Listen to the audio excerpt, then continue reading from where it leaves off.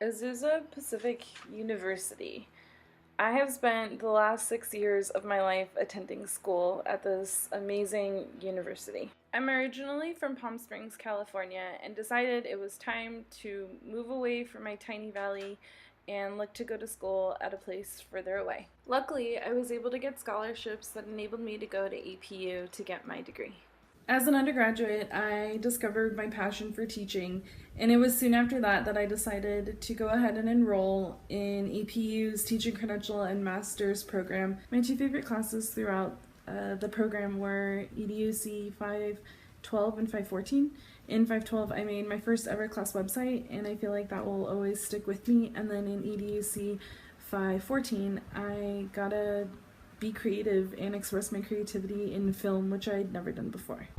In EDUC 512, I got a chance to create my first class website. It was for a freshman English class, and I put Rita Pearson on the front of it and her video, Every Kid Needs a Champion, which is a TED Talk.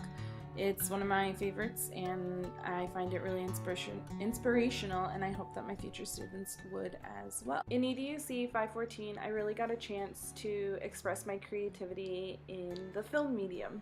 I got to involve my dog and my fiance, which is why by far this was my favorite class. For my self-study, I really wanted to work on my physical health. I have family members who have developed type 2 diabetes at a fairly young age, and I didn't want to find myself in the same pattern. I also, unfortunately, did not fit into my wedding dress on my first fitting, and so finding that out and just my health background really gave me the push and the motivation that I needed to start this self-study and start living a better, healthier life. And that is what brought me to completing my self-study on my physical health and setting up an exercise regimen, as well as looking at healthier diets than the one that I was having. My results for my self-study were actually pretty positive. I was able to fit into my dress, which was my main goal, short-term goal I should say. I lost about 1.5 inches on average from the different measurements that I took of my bust, my hips, and my waist. And then I lost a total of 11.2 pounds, so that was awesome. I exercised at least 3 times a day, which I was really happy to see, and I felt more positive and healthy. So yeah, those were my results. My curricular unit plan for this class actually stemmed from my EDUC 515 Genius Hour. My Genius Hour actually had to do with creative writing, which is something that I am very passionate about. I love creative writing. I usually like to do nonfiction, but for this I actually chose to stick with that and to have students develop a theme further in Great Expectations and relate it to their own lives. So since my Genius Hour was on creative writing, I really wanted to do that for my curricular unit plan. However, instead of just writing about a prompt that I gave them, I really wanted it to be rooted in content.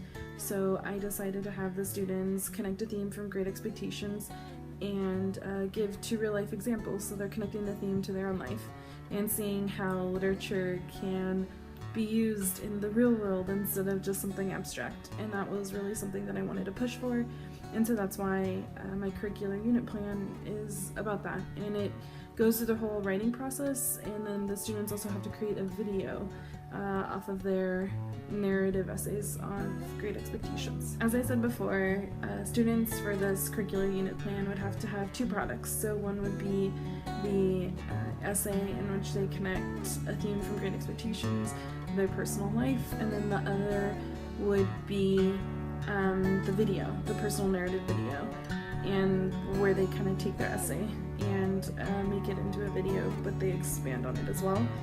And so for that, I had to come up with 2 rubrics. This is my first rubric for the personal narrative essay, and I made it using Rubistar. So I go over grammar, content, I go over audience, task, and purpose, the writing detail as well, and then the writing process. Did they turn in all parts of the writing process. And then the next rubric that I have is for the personal narrative video. And again, I made this using Rubistar. So it goes over task, purpose, and audience. It goes over the content of it, the incorporation of technology. Did they use Doceri? Did they use Sketches? Did they use other apps that they've been shown? And then did they have a storyboard? Storyboard's really important for certain student populations, like English language learners, or if you have students with autism, it can really help them to not get frustrated during the editing portion of their video. And so I really wanted to highlight that. Did they use conventions of film, rule of thirds, sorry, I couldn't think of that. How was their lighting? How was their volume? Was it consistent throughout? Things of that nature. This program has been an amazing experience. I feel like I've grown and learned so much just from organizational tools to help me stay organized, like LiveBinder and Symbaloo, to learning the importance of digital literacy, to learning how to make films, to learning how to modify films so that I get what I want out of them. There's just been so much, and I feel very blessed and grateful that I've gotten to go through it, and I'm excited to take what I've learned and apply it into my own future classroom.